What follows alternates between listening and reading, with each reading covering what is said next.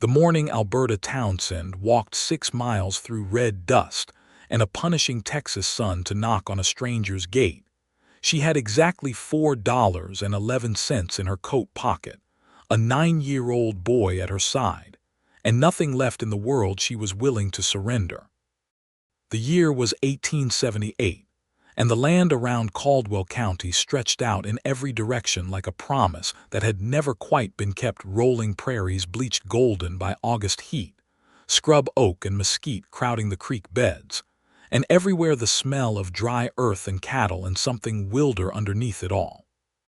The town of Harrow's Crossing sat 8 miles east of the Sawyer Ranch, and it was there that Alberta had buried her husband, James Townsend, 2 months prior, following a fever that took him in less than a week and left behind a woman of 32, 2 sons, a rented house she could no longer afford, and a grief so heavy it moved through her body like iron pressed beneath her ribs. Her eldest son, Frederick, was 17 and had taken a position at the livery stable in Harrow's Crossing. He sent home what he could, but it was not enough, and Alberta had spent the better part of July watching her savings disappear like creek water in a drought. She had sold her good china. She had sold James's pocket watch. She had taken in mending until her fingers bled. And still the landlord, a pinch-faced man named Garvey Holt, had come to her door with his hat in his hand and the cold arithmetic of money owed. So when old Pete Navarro, who drove a supply wagon out to the ranches west of town, mentioned in passing that Daniel Sawyer was short-handed after losing 3 of his cowboys to a cattle drive-up toward Abilene that had gone longer than expected, Alberta had lain awake all night turning the idea over in her mind like a stone she was not yet sure was worth carrying. Her youngest son, Eli, was 9 years old and small for his age, with James's dark eyes and a serious mouth that rarely broke into a smile unless something truly earned it. He could muck a stall. He could haul water. He had grown up watching James work a piece of land until it answered back, and he had learned without anyone teaching him the particular dignity of useful labor. Alberta had dressed herself in her cleanest dress that morning, slate gray cotton with white cuffs she had pressed with a flat iron heated on the stove, and she had put Eli in his good shirt and told him they were going to see a man about work. She had not told him she was terrified. She had not told him she had cried in the dark for an hour before dawn.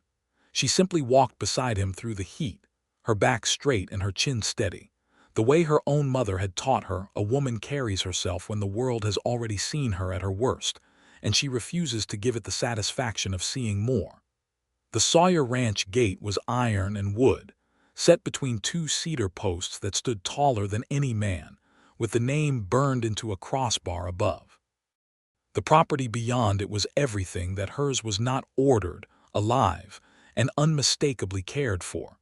Green-edged fields ran along the creek to her left. A long, low ranch house sat back from the road, its porch wide and shadowed, its white-painted boards showing only the lightest weathering. Corrals flanked the barn, where she could hear horses moving and the low, constant sound of cattle somewhere beyond. She rang the iron bell hung at the gate post. It sent a clear note out across the yard that felt almost obscenely loud against the stillness, and she waited with her hands folded in front of her and her heart making a considerable racket inside her chest. He came from the direction of the barn, not the house.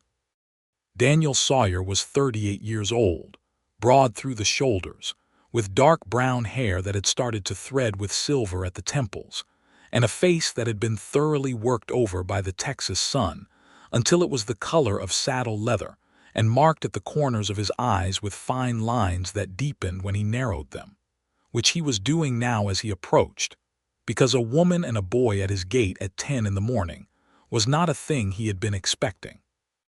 He walked without hurry, pulling work gloves from his hands and tucking them into his belt. He wore dark trousers, worn boots, a collarless shirt rolled to the elbows.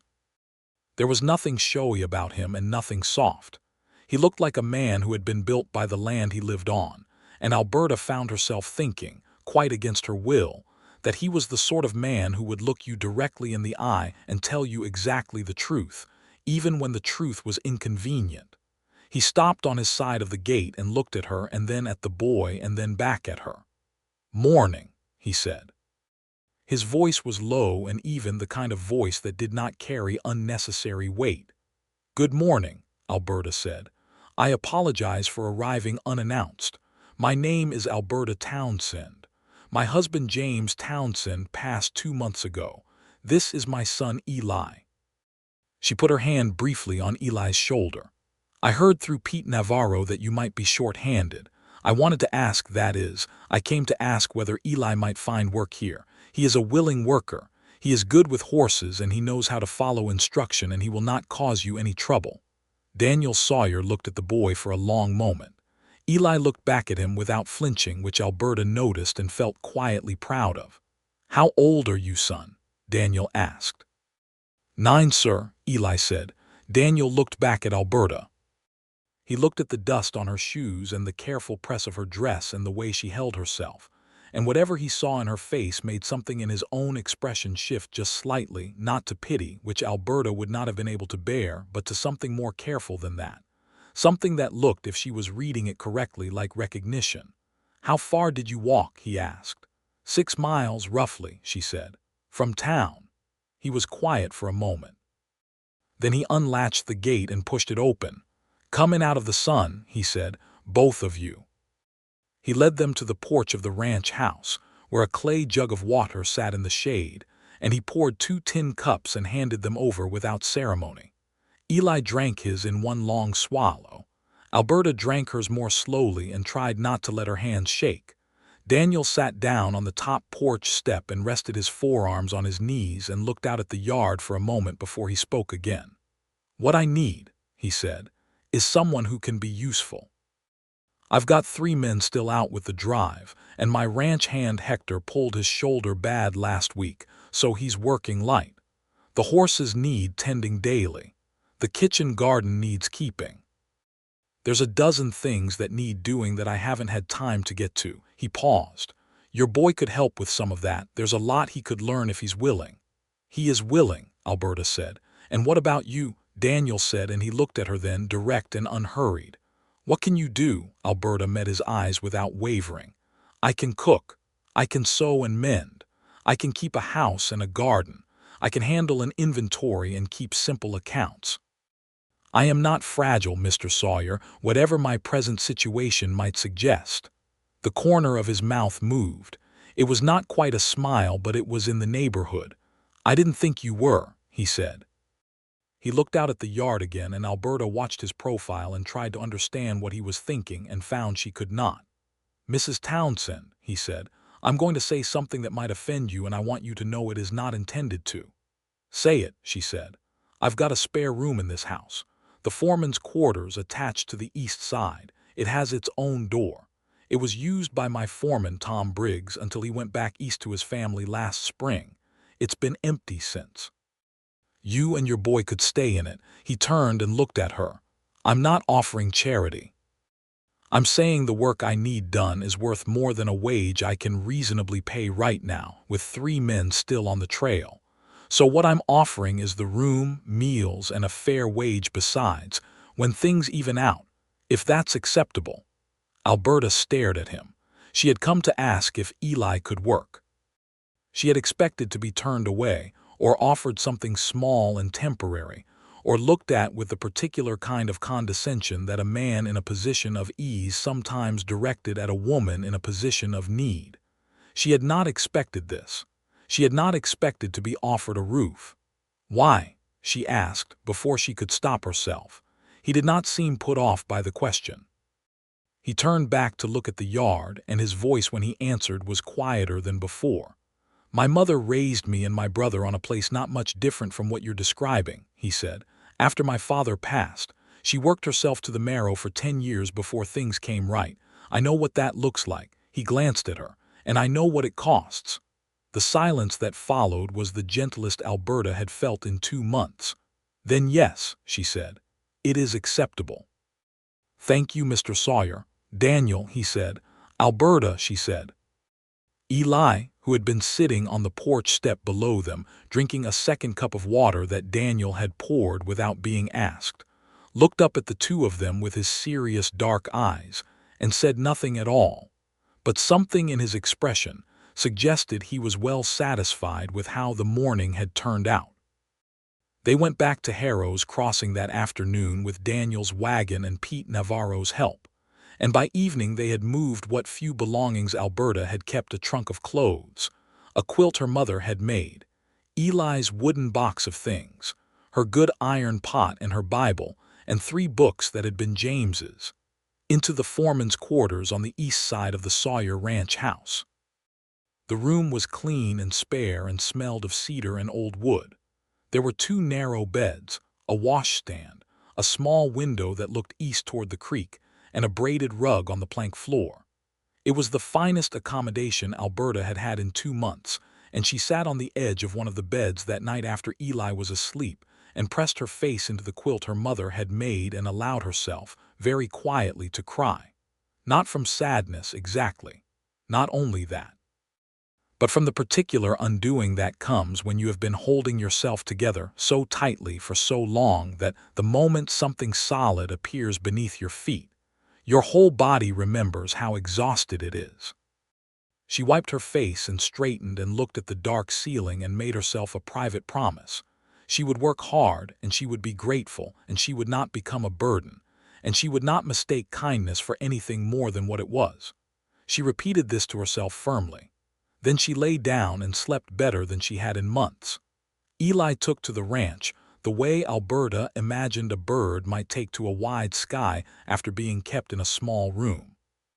He was up before the sun the first morning, and by the time Alberta had dressed and gone to find the kitchen, he had already been out to the barn and back and was standing in the yard talking to a bow-legged Mexican man with a bandaged shoulder, who Alberta would later learn was Hector Ruiz, who had been with Daniel Sawyer for 11 years, and who regarded the ranch with a proprietary affection that expressed itself mainly in mild complaints and absolute loyalty.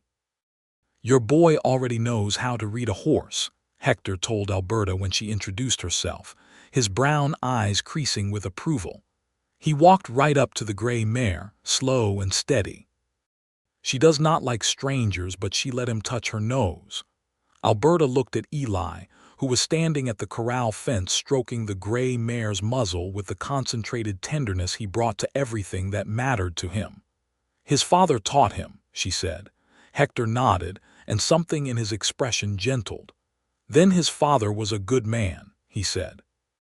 The kitchen in the ranch house was wide and functional, with a cast-iron stove that Alberta fell in love with on sight, because it was the kind that held heat properly and did not require constant coaxing. There was a pantry well stocked with staples, flour and cornmeal and dried beans and salt pork and coffee, and a kitchen garden out the back door that was halfway between thriving and unruly. Alberta assessed it with a practiced eye and began mentally composing a list of what needed to be done. When Daniel came in from his morning rounds at 7, Alberta had coffee on and biscuits made and a pan of eggs with onion and dried herbs that she had found in a jar on the pantry shelf.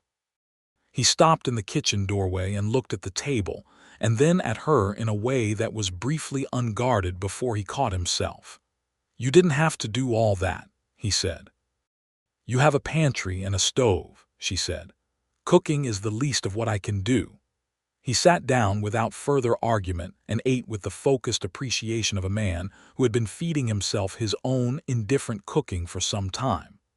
Alberta poured herself a cup of coffee and sat down across from him with her own breakfast, because she was not going to hover at the stove like hired help when he had specifically said the arrangement was not charity.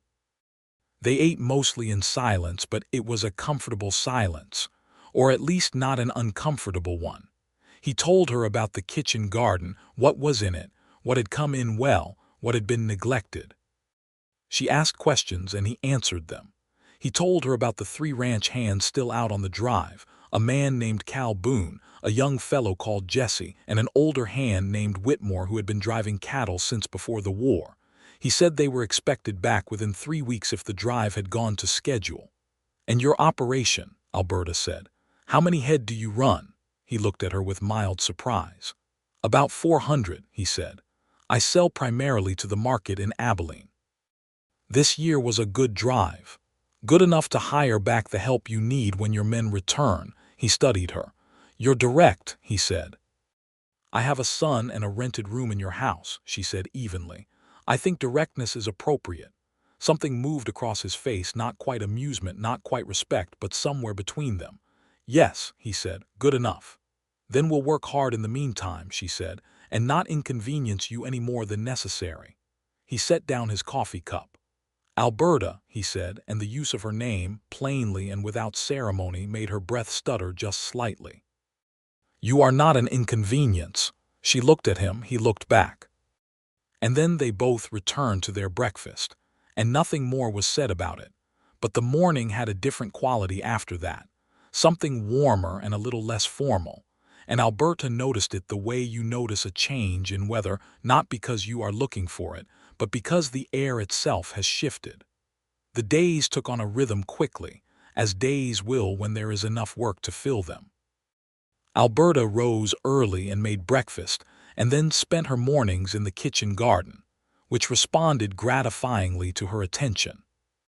By the end of the first week, she had it properly weeded and watered, and had replanted a section that had gone to ruin, and the squash and beans and tomatoes that remained were beginning to look like they understood they were expected to produce. She made meals that were substantial and varied, because she had always believed that a well-fed house was a well-ordered one, and she had the sense that Daniel Sawyer's house had been a long time without someone who understood that distinction. Eli shadowed Hector in the mornings, learning the horses' names and dispositions, learning how to properly muck and bed a stall, learning to read the subtle language of the animals in his care. In the afternoons, he helped wherever he was needed, splitting kindling, fetching water from the creek, helping Alberta carry things from the garden. He grew brown and lean and stronger in the shoulders, and his serious mouth broke into smiles more often. Alberta watched this and felt something in her own chest ease incrementally, like a fist slowly opening. Daniel was a man who kept himself busy. He was out before sunrise every morning and rarely came in before the evening meal. He repaired fence lines. He managed his accounts at a desk in the front room.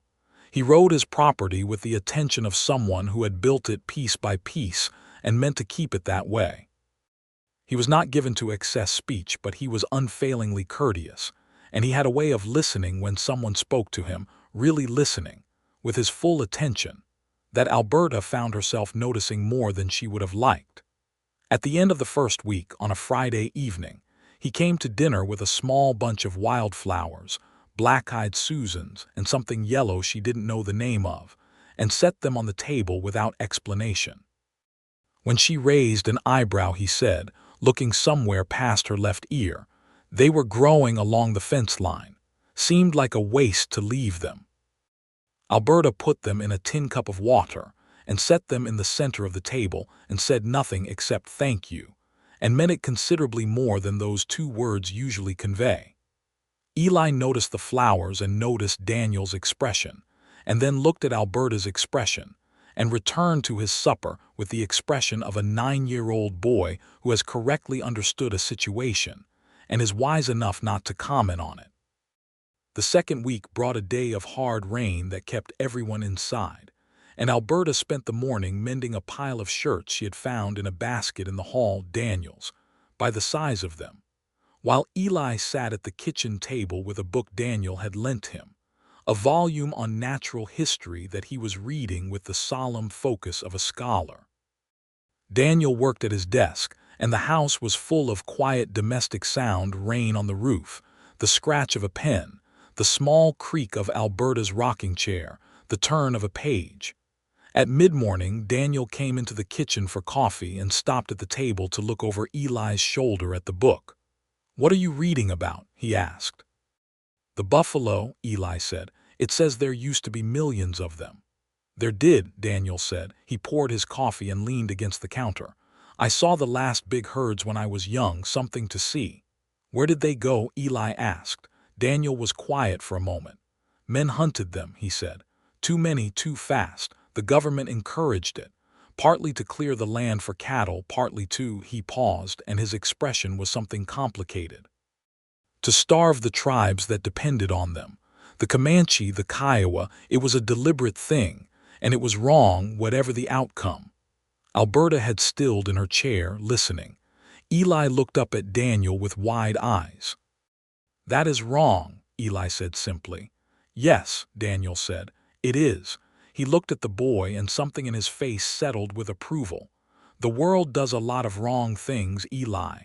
The best you can do is know the difference and live accordingly." He took his coffee back to his desk.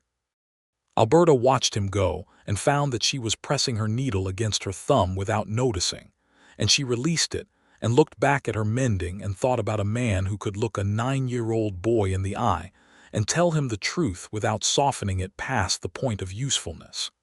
James had been a good man. He had been a kind husband and a loving father, and she had grieved him with everything she had. But she was beginning to understand, in the slow and cautious way that understanding arrives when you are not seeking it, that there were different kinds of good men, and that the world had more than one of them in it. She did not allow this thought to go any further than that.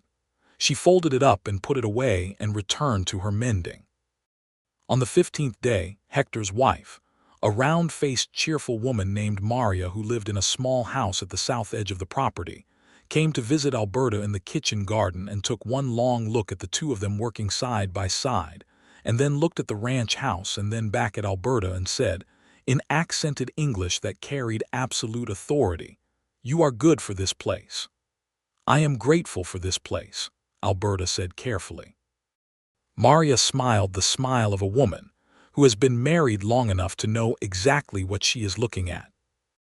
"That too," she said pleasantly, and began helping with the squash without being asked, and Alberta found she did not have the energy to argue with her.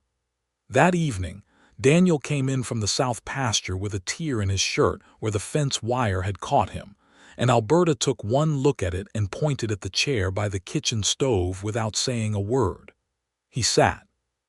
She found needle and thread and mended the tear while he sat still and watched the fire in the stove and did not speak, and she worked close enough that she could smell the particular combination of sun and leather and clean sweat that had become, without her full consent, a smell she associated with safety. With solid ground, with something she did not have a word for yet. "It's a clean tear," she said to say something. "It will hold." "I know it will," he said quietly, and something about his tone made her look up at him, and he was looking at her with an expression so unguarded that she caught her breath, and for a moment neither of them moved. Then she looked back down at the shirt and finished the last 2 stitches and said, "There," and stepped back, and he stood up and looked at the mended seam and said, "Thank you, Alberta," and went to wash for supper. She stood at the kitchen counter afterward with her hands flat on the wood and told herself to be sensible. She was a widow of 2 months. She was living in his house because she had no other choice. She was not some girl who lost her head at a kind look. She was 32 years old and she had a son to think about, and this man had offered her practical help in a practical situation, and she was not going to mistake that for anything it was not. The pep talk was impressively reasoned. She gave it full marks. And then she went and served supper and sat across from him, and he said that the garden squash was the best thing he had eaten since he could remember, and she smiled before she could stop it, and the pep talk lost several of its marks. The 3rd week brought the return of the 3 ranch hands from the drive. They came riding in on a Thursday afternoon trailing dust and noise, and the particular swagger of men who have spent weeks on the open trail and are well pleased with themselves. Cal Boone was a lanky Tennessean with a drawling wit that he deployed without mercy. Jesse was 20 years old and freckled and blushed at everything. Whitmore was 50-something with a white mustache and the permanent squint of a man who has spent decades looking into the distance and is no longer convinced anything good is out there. They came into the yard and found Eli at the corral fence and stopped dead. "Well," said Cal Boone, looking from Eli to the ranch house and back again. "Things have changed." Eli looked at them without alarm. "Mr. Sawyer is inside," he said. Daniel came out to meet them, and there was the cheerful noise of men reuniting after time apart.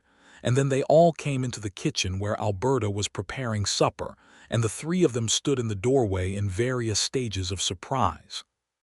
"Gentlemen," Daniel said, with a composure that Alberta suspected required some effort, "this is Mrs. Alberta Townsend and her son Eli. They've been here 3 weeks, and the place runs better than it has in years, so I'd appreciate if you'd treat them accordingly." Cal Boone swept his hat off his head with a flourish. "Ma'am," he said, with what appeared to be entirely genuine reverence, "something in this kitchen smells better than anything I've encountered in 6 weeks." "Sit down, then," Alberta said, because there was nothing else to say, and she served 5 people's supper that night instead of 3, and the kitchen was full of noise and laughter, and she found, to her own surprise, that she did not mind it in the least. Jesse, the youngest of the 3, attached himself to Eli the following day with the enthusiasm of an older brother who has been waiting for someone appropriate to mentor. He taught Eli to throw a rope, with limited early success and considerable entertainment for everyone present. Cal Boone, who turned out to be a far more complex person than his initial performance suggested, sat with Alberta on the porch the second evening of his return, and asked after her circumstances with a directness that was clearly born of genuine concern rather than intrusion. "Daniel's a good man," he said, once she had given him the broad strokes. "He keeps his word, and he doesn't ask anything he won't give himself. Whatever he offered you, he'll stand by it." "I know," Alberta said, and she did know, she realized. She had known it for some time. Cal studied his hat. "He's been alone a long time," he said carefully in the tone of a man who is saying something sideways. "Lost his wife 8 years ago. He paused. Doesn't talk about it much, but the house has been quiet." Alberta looked at the porch boards. "The house isn't quiet now," she said. "No," Cal agreed. "It isn't." And he looked out at the yard with a small, satisfied expression and didn't say anything else, but he had said enough. That night, after Eli was asleep and the ranch hands had retired to the bunkhouse, Alberta was sitting on the porch in the mild dark with a cup of tea going cold in her hands when Daniel came out and sat in the other chair without ceremony, because they had gradually stopped treating each other with the polite distance of strangers and had moved, without either of them marking the exact moment of it, into something easier and more honest. "Cal told me about your wife," she said, because honesty seemed right. "I'm sorry." He was quiet for a moment. "Rachel," he said, "fever, same as." He stopped. "Same as your husband." "Yes," she said. "I don't grieve the way I used to," he said slowly, like a man choosing his words from a limited supply. "But the house, the quiet gets into you. You stop noticing it, and then someone comes along and you notice the quiet again because the noise has come back and you realize how long it's been." Alberta looked at the dark yard and the stars that were enormous and thick above the Texas plain. "Eli makes noise," she said. "Eli is fine noise," Daniel said. "All of it is."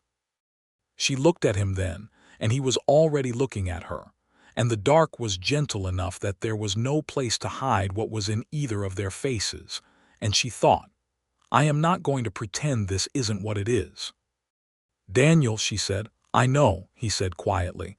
"We should be careful," she said. "I am always careful," he said. "It hasn't done me much good." She looked back at the stars, and her heart was doing something complicated and strong. "Give me time," she said. "As much as you need," he said, and he meant it absolutely, and she knew that too. They sat in the warm dark for another half-hour and spoke about small things: the state of the kitchen garden, the quality of the summer grass, whether Jesse was ever going to learn to throw a rope properly. And when Alberta finally said good night and went inside, she stood for a moment at the door to the foreman's quarters with her hand on the frame and felt, very distinctly, that she was standing at the edge of something large. She looked in at Eli, sleeping with his mouth slightly open and his dark hair tumbled across his forehead, and she thought about James and about what he had been and what he would have wanted for her, and she knew, not without sadness but without guilt, that James had loved her enough to want her to be whole. He had always been that kind of man. She lay down on her bed and looked at the ceiling and let the feelings move through her without fighting them, which was something she had been practicing and was still not very good at. The following weeks were the sweet, difficult, terrifying weeks of two people who know something is true and are figuring out the courage to say it plain.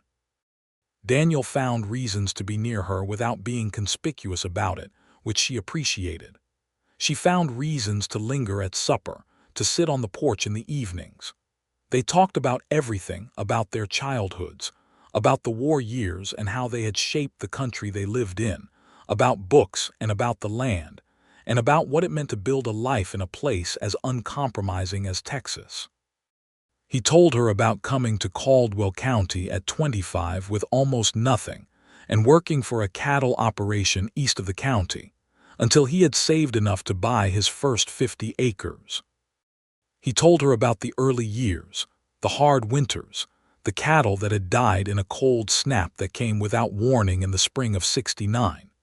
He told her about meeting Rachel at a church social in Harrow's Crossing and marrying her 8 months later, and the 10 years they had had together before the fever took her, and how they had wanted children and it had not come to them, and how that loss sat alongside the other. Alberta told him about James, about meeting him at 17, when his family's farm was 2 miles from her family's farm in the hill country, about the way he had courted her with absolute sincerity and no particular eloquence, about the early years of their marriage and the sons, and the modest happiness of a life built on work and love and ordinary days. She told him that the grief was still real and probably always would be, and he said he understood that, and she believed him because he was not the kind of man who said things he didn't mean. One afternoon in early September, with the heat breaking just slightly and the first hints of the coming autumn in the air, they rode out together to the north pasture to check the fence line, the first time Alberta had been on a horse in months. Because Daniel had simply one day brought a gentle bay mare out of the barn and told her the horse's name was Clover, and she was steady as a church pew, and Alberta had mounted up without much argument because she had missed riding badly and had not known it until the moment she was in the saddle. They rode side by side through the tall grass with the sky enormous above them and the cattle moving in the distance like a slow brown tide, and Daniel pointed out the property lines and the creek where it bent north and the distant smudge that was the beginning of someone else's land, and Alberta listened and looked at all of it and felt something she had not expected to feel, a sense of belonging. Not to him specifically, not yet, but to the land itself, to this particular stretch of Texas that was alive with it, that breathed and moved and had its own stubborn beauty. They stopped at the creek to water the horses, and she stepped down from the saddle and went to the water's edge while the horses drank, and she stood looking at the light on the moving water and said, without planning to, "I think I love this place." "This place loves you back," Daniel said from just behind her, and she turned and found him very close, his hat in his hand and his expression stripped of all its usual reserve, and she thought, here it is then. Here is the moment. "Alberta," he said, "I want to tell you something and I want to say it right, so just let me." She waited. Her hands were still, which was an achievement. "I know you're still grieving," he said. "I know it's been a short time, and I know you didn't come here looking for anything except a way to keep your boy fed and a roof over your heads. I know all of that. I'm not asking you to be anything you're not ready to be." He looked at her, and his voice was steady and careful and utterly sincere. "But I think you should know that the last 6 weeks have been the best 6 weeks I have had in 8 years, and I think it is only honest to tell you that a part of that is you, Alberta. A significant part." The creek ran and the horses stood and the sky arched overhead with indifferent majesty, and Alberta Townsend looked at Daniel Sawyer and felt two things simultaneously: the solid, sustaining weight of James's memory and the first warm stirring of something entirely new. Both were real, both were hers. "I'm not ready," she said honestly. "Not quite," he nodded. He had known that. "But I think I might be," she said, In time, if you're patient. I told you, he said quietly. As much as you need. She reached out and put her hand briefly on his forearm. Just a touch, brief and simple, the most honest thing she had done in months. And then she turned back to the horses and said they should check the north fence before the light shifted, and he put his hat back on and agreed, and they rode on together through the golden afternoon, and nothing was resolved and everything had changed. October came in on a cool wind that swept the yellow leaves off the cottonwoods along the creek and sent them spiraling across the yard in cheerful disorder. Alberta planted the winter garden turnips, carrots, and a row of winter onions, and put up the last of the tomatoes and the squash in jars that she lined up on the pantry shelves with a satisfaction that was very nearly militant. Eli had become, in 2 months, a different boy from the thin, quiet child who had walked 6 miles through the August heat. He was taller and browner and had filled out through the chest, and he could handle a horse properly now and throw a rope with something that was beginning to resemble aim. And Jessie had taken him out once to help move a small group of cattle from the south pasture to the creek pasture, and he had come home that evening so lit up with pride and sun that Alberta had laughed out loud at the sight of him. Frederick came out from Harrow's Crossing on a Sunday in mid-October. He had arranged a day away from the livery, and stood in the yard with his hat in his hands and looked at the ranch and his mother and his brother and said very little, which was Frederick's way, but his eyes said considerably more. He shook Daniel's hand and thanked him, formally and sincerely, with the gravity of a 17-year-old boy who has had to become older than his age, and Daniel shook his hand back and said he was welcome and meant it.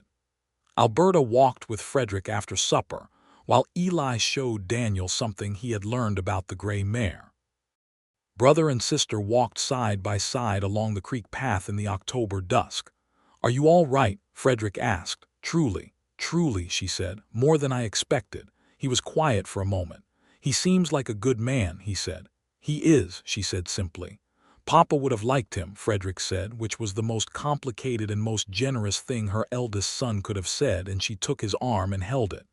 "I think he would have," she said. Frederick looked at the evening sky and nodded once as if settling something within himself. Then he said, "I've been offered a position at the feed store in town. Better hours and better pay. I'm going to take it." "Good," she said firmly. He hesitated. "If Mr. Sawyer wouldn't mind, I might come out on Sundays sometimes." "I think Mr. Sawyer would not mind that in the least," she said. On the way back to the ranch house in the blue dusk, Alberta decided that she was done waiting. Not because she was impatient exactly, but because she had been honest with herself at the creek that day in September, and she had promised herself that, when she was ready, she would not pretend otherwise. And she was ready. Not free of grief. She did not think a person was ever entirely free of a grief that had been honest and deep, but ready to carry it alongside something else.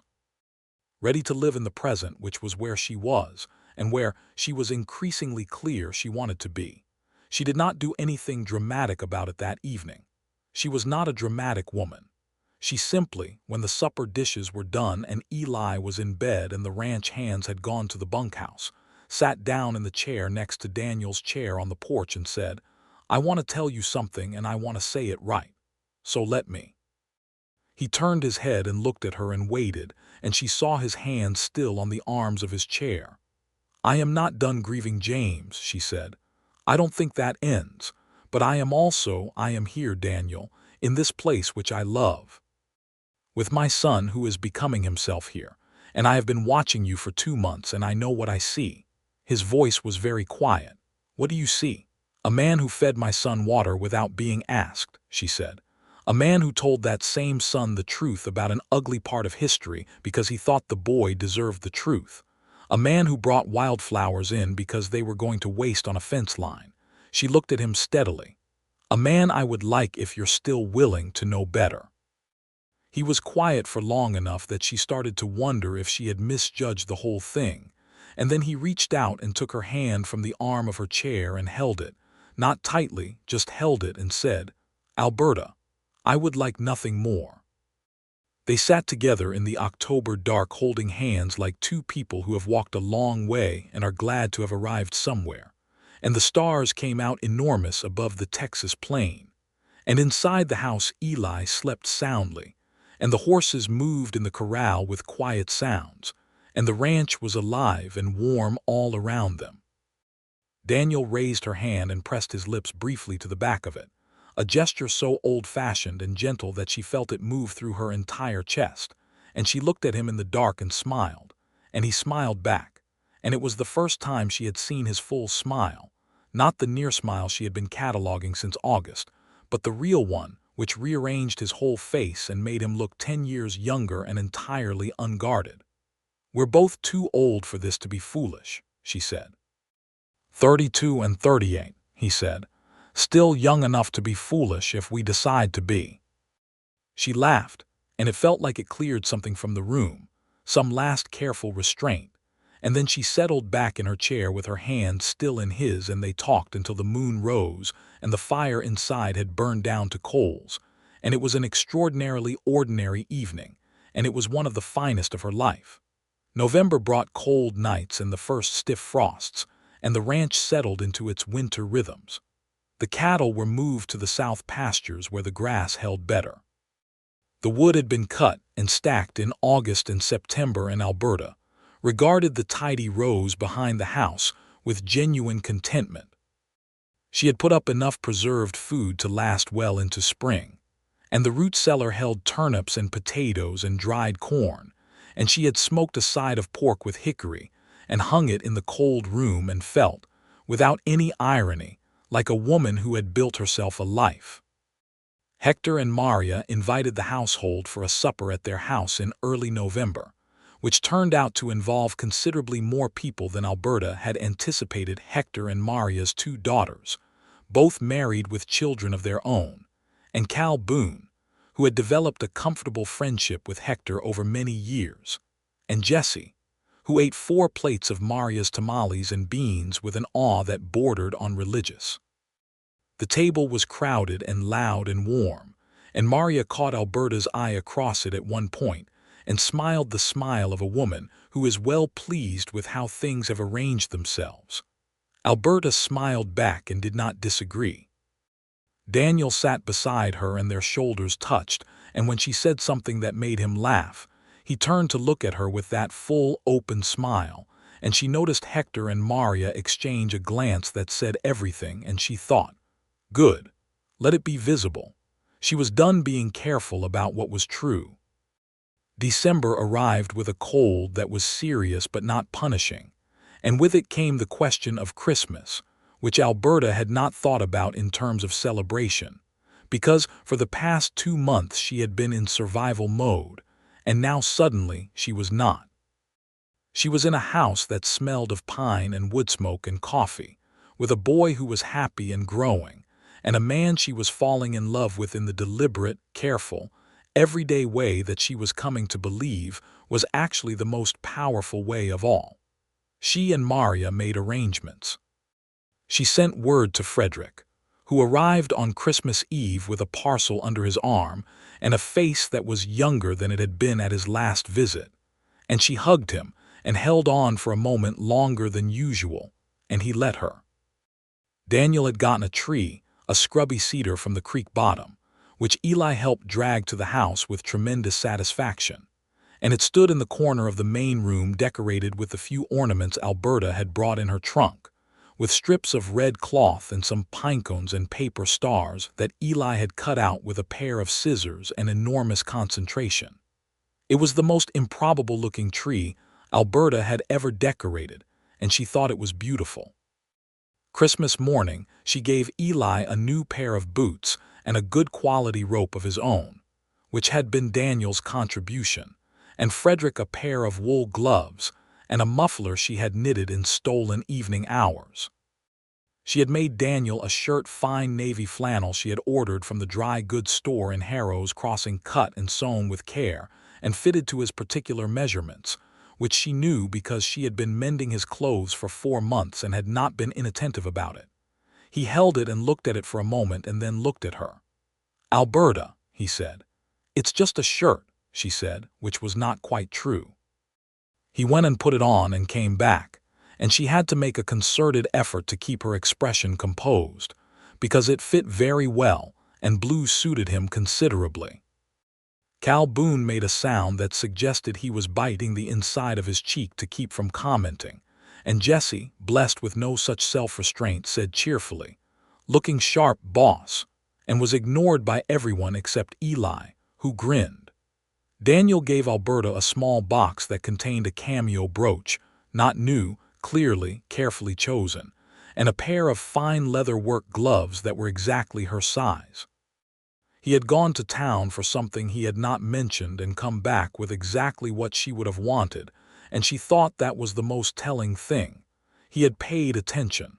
"Thank you," she said. "Thank you," he said, and they were talking about the same thing and neither of them pretended otherwise. They had Christmas dinner with all of them around the big table. Frederick and Eli, Daniel and Alberta, Hector and Maria and their daughters and the children, Cal and Jessie and Whitmore, who had turned out over the months to be a man of unexpected dry warmth who doted quietly on Eli without making any show of it. And the table was so full that they had to bring in a bench from the porch, and Alberta had cooked for 2 days, and she sat at the end of that table in the yellow light and felt, all at once with sudden completeness, that she was home, not in a temporary way, not in the way of someone who has found a reasonable refuge, but the full and particular home that you recognize when you find it, because it is the place where you become more yourself, not less. She looked at Daniel, who was at the other end of the table, and he was watching her with that quiet, steady look that she had come to understand was his version of saying everything, and she held his eyes and let him see her face, which was open and clear and absolutely certain. After Christmas, the days moved through January with a cold clarity, and there came an evening in late January when Daniel asked her to walk with him, which they had not done before in the dark and the cold, and she put on her heavy coat and took his arm, and they walked along the frozen creek path with their breath making clouds in the still air and the stars above them so near and cold and brilliant that it seemed impossible they were as far away as she knew them to be. He stopped under a bare cottonwood at the creek bend and turned to face her, and she looked at him in the starlight and knew what was coming and felt a peace that she had not expected, not nervousness, just a very deep and quiet certainty. "I want to ask you something," he said. "Yes," she said. He stopped. "I haven't asked it yet." "I know," she said. "I'm answering it."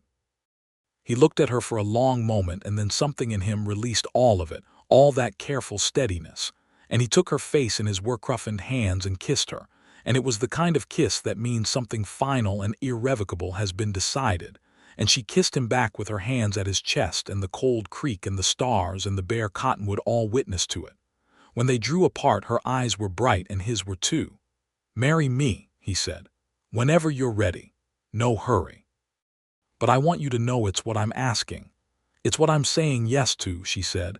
"There, we've both said it."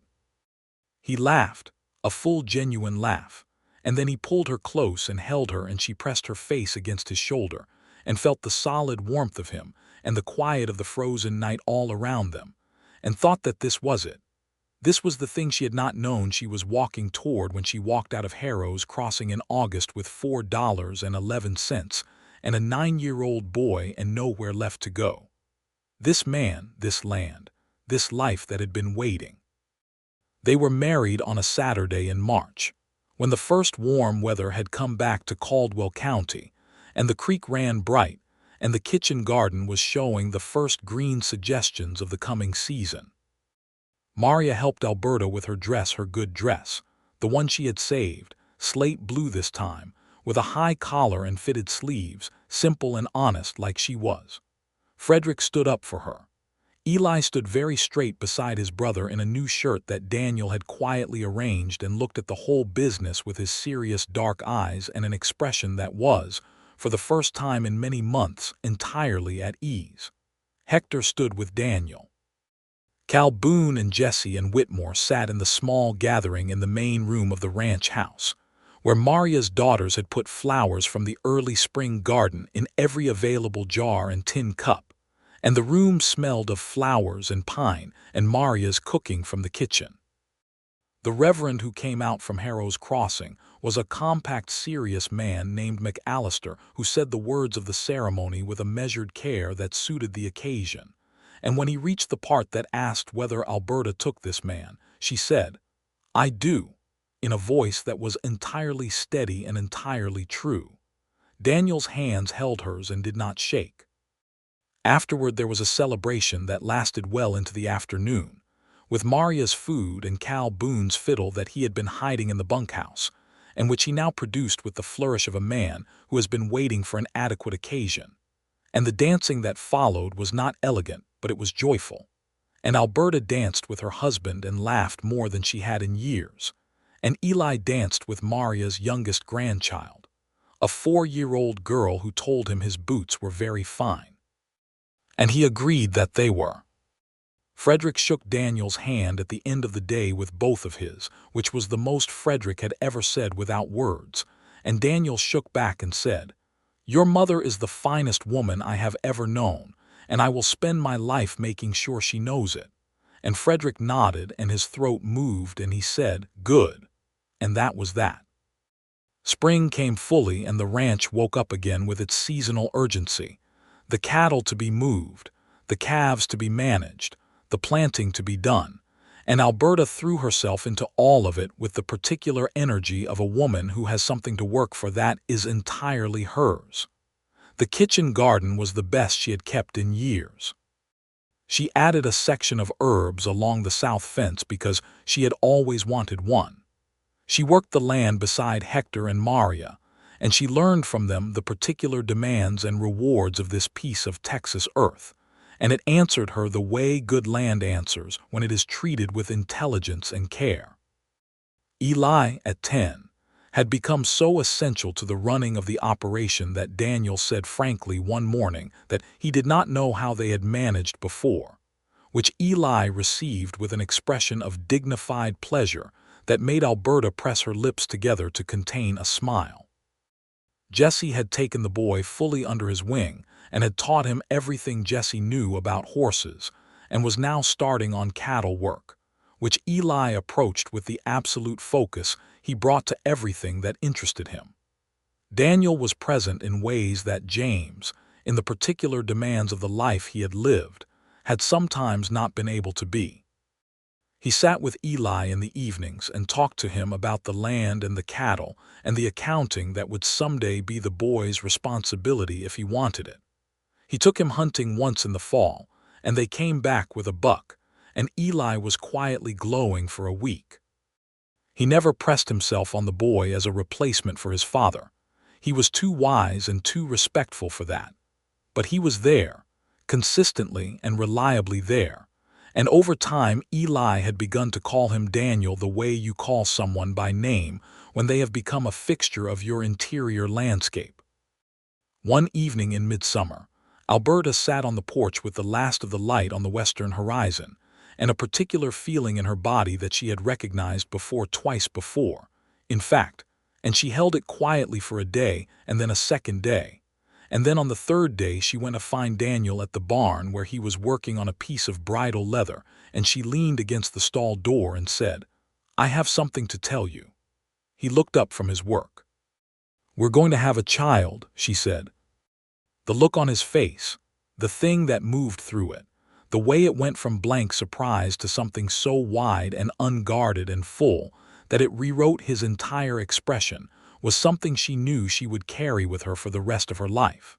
He put the bridle down and stood up and crossed to her in 2 steps and took her face in his hands and said, "Are you certain?" And she said, "Quite certain." And he kissed her forehead and then her mouth and then held her, long and close, and she could feel against her hair that he was breathing slowly and carefully, the way a man does when his feelings have gotten ahead of his composure and he is working to restore the order. "Alberta," he said finally, in a voice that was barely above a whisper. "I know," she said. "Hector found out 3 days later because Hector always found out everything 3 days later, and he came and shook Daniel's hand with both of his and said something in Spanish that Alberta suspected was a blessing. Maria found out 20 minutes after that and brought a pot of something restorative and hugged Alberta warmly and said this was exactly what she had been expecting. Cal Boone, when informed, removed his hat and looked at the sky and said, "Well, I'll be," with an expression of complete satisfaction, and Jessie whooped loudly enough to startle the horses in the corral. The pregnancy was not easy in the early months. Alberta was 32 and knew the business of it, and she managed the nausea with the same practical efficiency she brought to every difficulty, which is to say, she did not make a production of it, but she did adjust what needed adjusting. Daniel was attentive without being overbearing, which was exactly the right calibration. He moved certain tasks away from her without fanfare.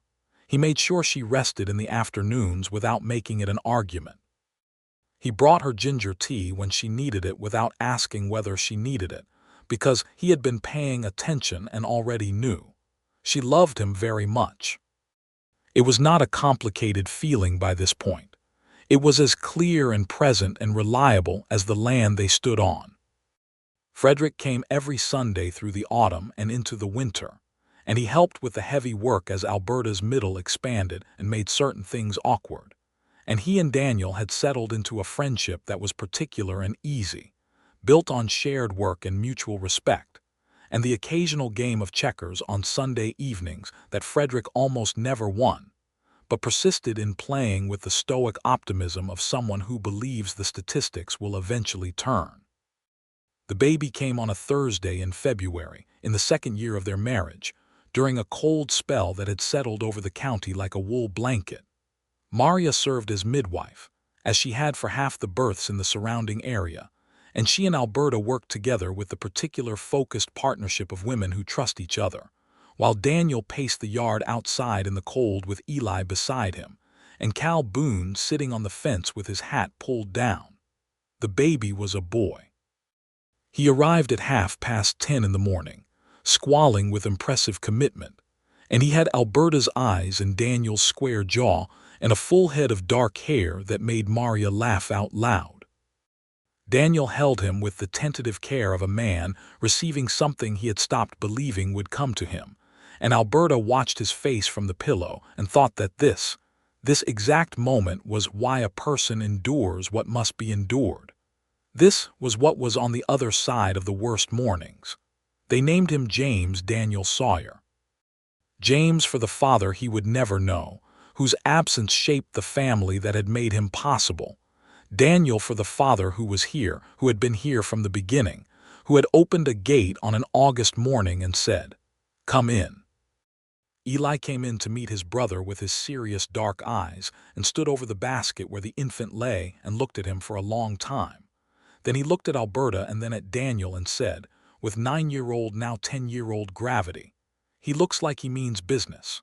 "He does," Daniel agreed. "Good," Eli said, and that was that.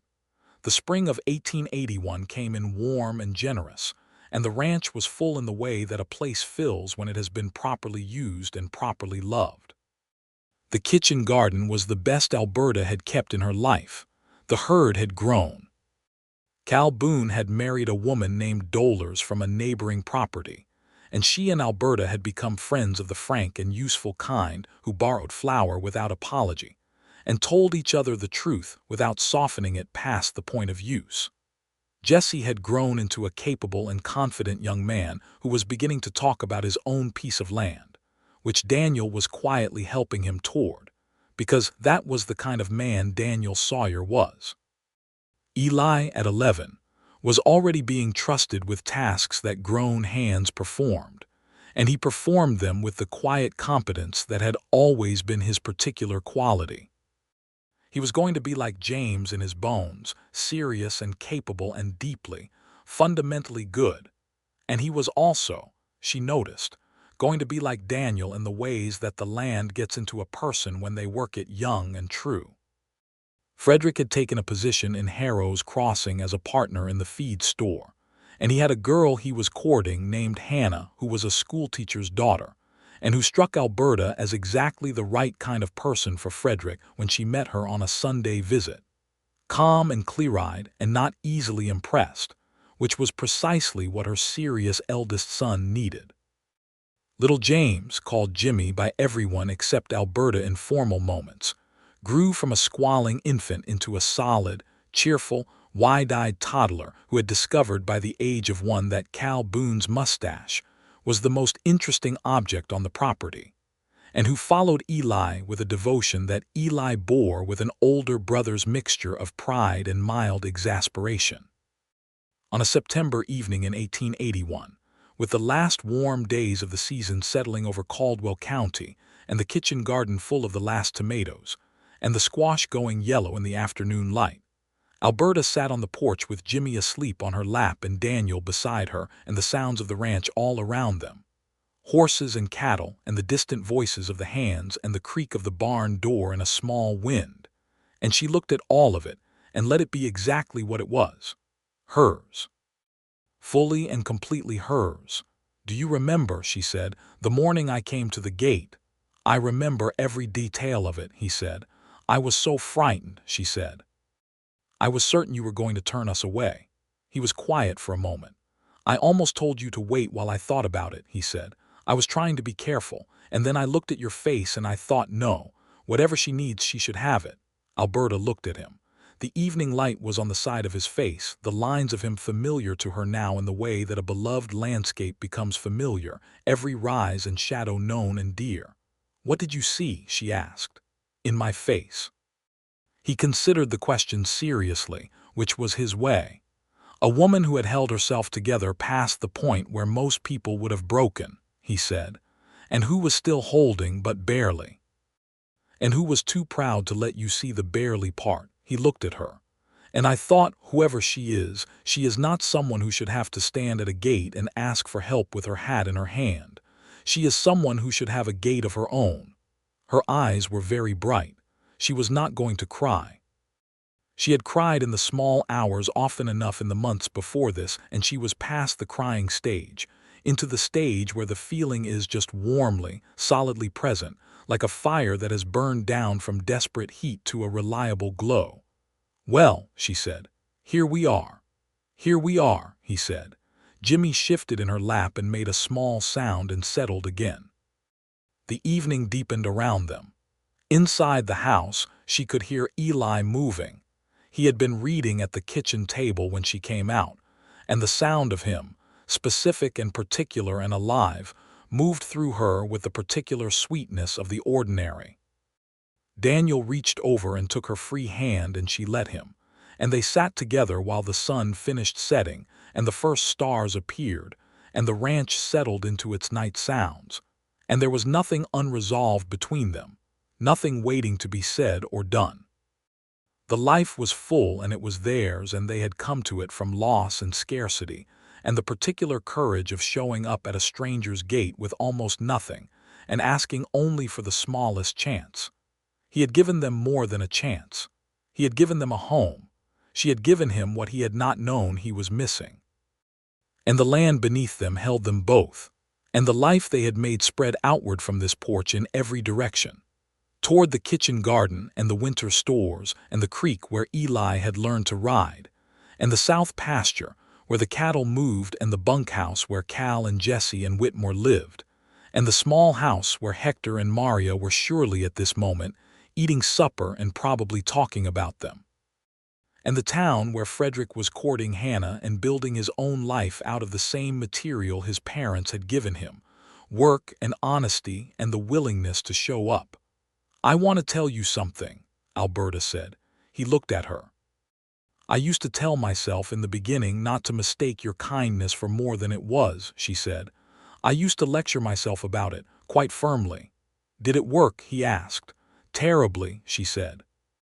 He laughed, and she felt the warmth of it move through her, and Jimmy stirred briefly and went back to sleep, and somewhere in the yard a night bird started up its song in the dark, and the stars continued their ancient and indifferent and magnificent business overhead, and Alberta Townsend Sawyer was exactly where she was supposed to be. She had come to a gate with $4 and her youngest son, and nothing she was willing to lose, and she had found everything she had not known to want. A man who told the truth and kept his word and knew how to hold something carefully. A place that answered back when you worked it with respect. A life large enough for grief and love and children, and the 1,000 ordinary days that are, when you string them together, the whole of what a person's heart contains. In the years that followed, the story of how it had begun became the kind of story that gets told at the table, told to Jimmy when he was old enough to understand it, and later to the daughter who arrived when Jimmy was 4. A girl with Daniel's brown eyes and Alberta's stubborn chin, who they named Clara Rose, and who was, from the very first hour, entirely sure of herself. Told to Frederick's children when they came along, Hannah having proven herself exactly as sensible and warm as Alberta had hoped, and the family expanded into something wide and rooted and alive. Eli, at 15, told Jimmy the story of the gate the way you tell a child the story of the founding of something important. He said, "Your mother walked 6 miles in August heat with me beside her, and she stood at the gate and asked only if I could work," he said, "and your father opened the gate and said we could both stay," he said, "and that is where we all began." Jimmy listened with the wide, solemn eyes of a 5-year-old encountering something he does not yet fully understand but already somehow knows matters. Then he looked at Eli and said, "Were you scared?" And Eli, 15 years old and rangy and capable and very nearly the image of his father James in his bones and his face and the good, serious quality of his character, considered the question honestly. "Mama was," he said. "She didn't show it, but I knew." "Was she brave?" Jimmy asked. Eli looked across the yard to where Alberta was coming out of the kitchen garden with a basket on her arm, her skirt catching the late afternoon wind, her head up, her step easy in a way it had not been in August of 1878 when they had walked these miles. "Yes," Eli said simply. "She was the bravest person I knew." Alberta set her basket down on the porch table and looked up and found them both watching her and said, "What are you two staring at?" In the tone of a woman who has caught people being sentimental and is not entirely displeased by it. "Nothing," said Eli, which was not true. "Nothing," echoed Jimmy, which was entirely false. Daniel came around the corner of the barn at that moment, unhurried and steady as the land itself, and he looked at Alberta with the particular look that still, after 3 years of marriage, made her breath do the thing it had been doing since September in the first year. That slight, involuntary catch, as though the sight of him were something she was still getting used to in the best possible way, and she looked back at him and they smiled at each other across the yard. The gate was open. It had been open for years now.